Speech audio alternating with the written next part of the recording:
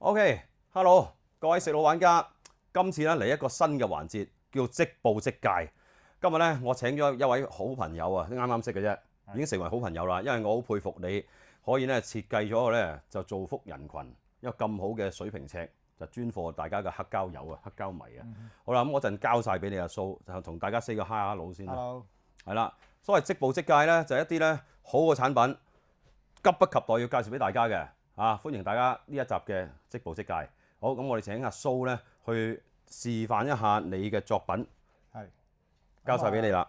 先介一介紹啦。咁呢個係一個唱盤轉軸嘅平水儀嚟嘅，係調校個唱盤嘅轉軸。咁我哋先放咗喺個唱盤嘅轉軸上邊啦。咁呢個係第一步啦，跟住就我哋就先調校咗呢個水平儀嘅平水先。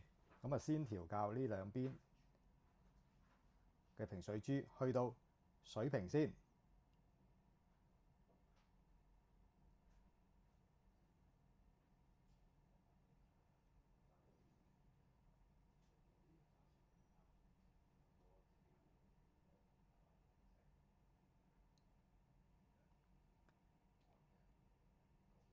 咁而家呢，基本上呢已經到好接近嗰個平水珠第一個位置，我哋叫零度或者係參考位置嘅平水啦。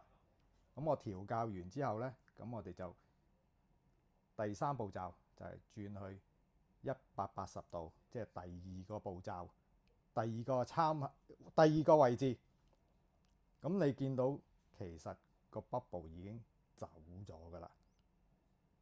咁喺呢個方向呢，就明顯走得多啲，呢個方向呢，就明顯走少啲。咁我哋就做一做個調校啦。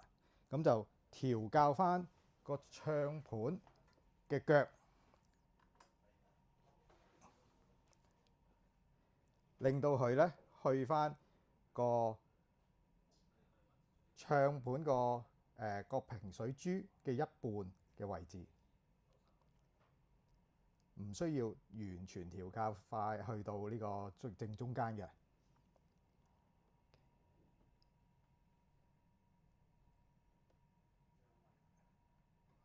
呢個唱盤要鬥高少少先可以調校到個平水。